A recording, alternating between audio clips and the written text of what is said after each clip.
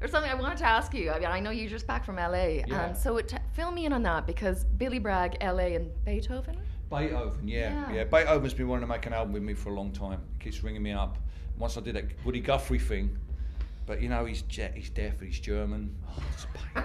Christ, it's a pain. No, I'll tell you for what happened. He's got this big mansion, loads of glass. Lovely guy though. Yeah. He's a dear. He's got a big swimming pool, and drives a BMW. Now you know the Ode to Joy from Night Yeah, very well, yeah.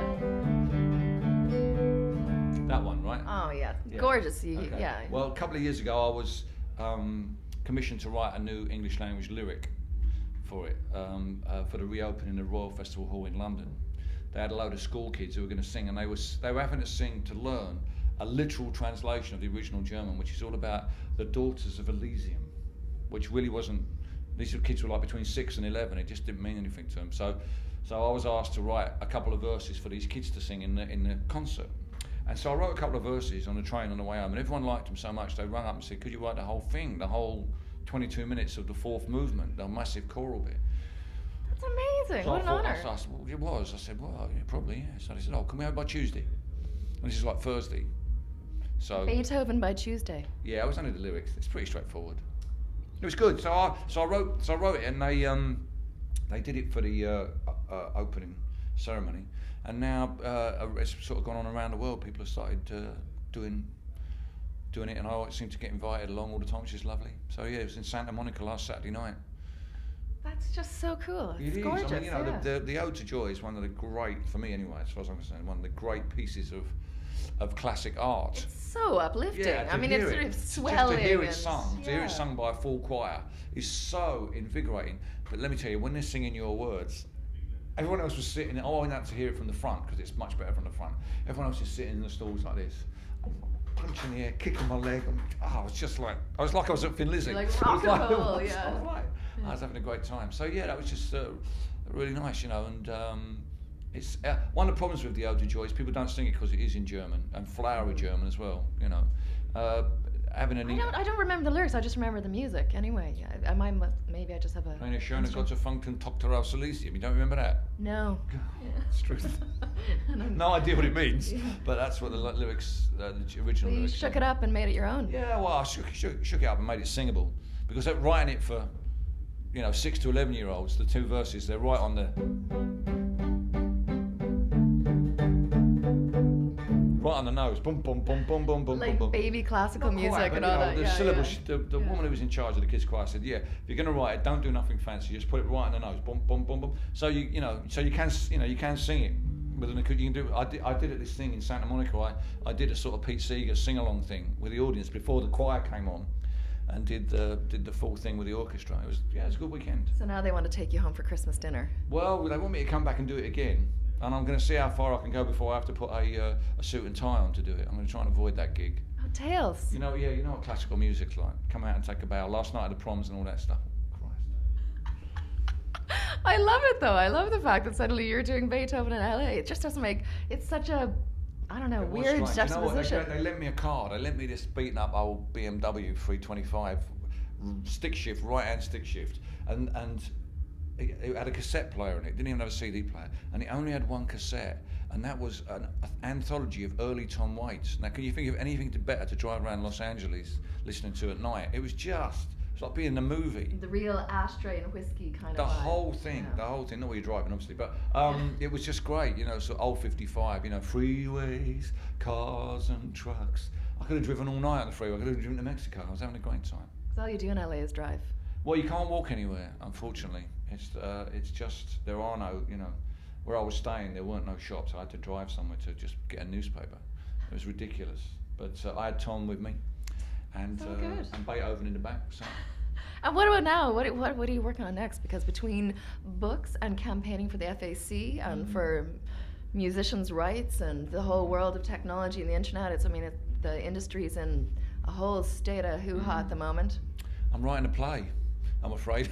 So add to all that huge list of daft things. Yeah, a director, a great, really good director, Mick Gordon from Northern Ireland, got in touch with me, read my book, The Progressive Patriot, and wanted to write a play based around themes about identity and nationalism. the town I come from in East London has 12 BNP councillors, and that's what led me to want to write this book, exploring national identity and why people might want to vote for a fascist racist party. So yeah, I'm working on that. It's going to be together we're going to write the characters, and I'm going to write half a dozen songs for it as well, and somehow sort of fit them in. So yeah. Really cool. And do you know yet what sort of where it's going to be staged, or is it just? Yeah, it'll be staged in initially. It'll be staged in Soho in London in April, May next year. There's a run already booked. Me and Mick have just got to write the thing, so it's great. I mean, the thing is, making. I mean, I love making records. I enjoy being in the studio, but when you've been doing it for a long time, you sort of, it's not the sort of thing you're gagging to do. But when something like that comes along that's completely out of your comfort zone, just the challenge of it. Creative tangents. Yeah, just it fires you up to come at it from a different, sitting down with someone else and listening to what they've got to say and taking their characters and trying to write something around them is a lot more interesting. The experience I had making Mermaid Avenue, the most important bit of that was being in the studio with someone else who could say, do this, do that, Jeff Tweedy and the guys from Wilco. And once I realised that, you can bring other people on and it doesn't dilute it. In fact, it makes it better. Since then, I've been really interested in collaborations.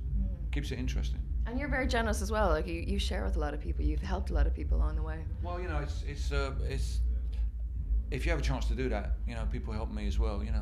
There's always people around who need a bit of insight, need a bit of support, need a bit of encouragement. Particularly solo performers. Sometimes, doubts if you're on your own can creep in if you haven't got a band to back you up. And it's a hard old slog for the singer-songwriter these days. It is, but I'll tell you what is great is the more and more women singer-songwriters are coming through. That's something I've been really impressed with. I worked quite closely. You did with Kate Nash. Kate Nash, I did, and Katie Tunstall as well. And I've got a great admiration for them. I mean, both Kate and Katie Tunstall for doing what they want to do, the way they want to do it, and not having to feel that they've got to go the TNA route and be all, sort of. Do anything other than singing great songs and making great music. I admire them greatly. It's not easy for women in the music industry. Not always. Unfortunately, it's still a very sexist and occasionally racist as well industry, I'm afraid, and homophobic as well. So, anyone who does get through sticking to their guns and doing what they want to do, which I've always tried to do, they don't have to be political. I have great admiration for that. Just be true to themselves. And it's hard because people are saying, oh, there isn't a single on the album, or oh, couldn't you sort of do, can you do FM, can you do the front cover of FM, and sort of have your top off to face the way, it's like, I admire Lily Allen. It's a shame she did that. She didn't need to do that, she's sparking cool anyway. She's made a lot of mistakes, but she seems to know it. She's writing clever lyrics, I think. I have a lot of admiration for her, but she doesn't need to go to Lad Mag level. That's she should just stand on her own talent. She's good enough as it is on the music and what she does, and I think and the interviews she gives are entertaining enough without having to take the top off. Oh yeah. I certainly wouldn't do it. You don't want to see my hairy back on the front of Heat magazine. I love the idea of a reality TV show. What Billy did next. Please. Well, listen, it's absolutely fantastic to have you come in, and thank you so much for playing one of my favorite all-time songs. It just makes me happy. My pleasure. Oh, to joy. What a great ending. Billy Bragg, thank you.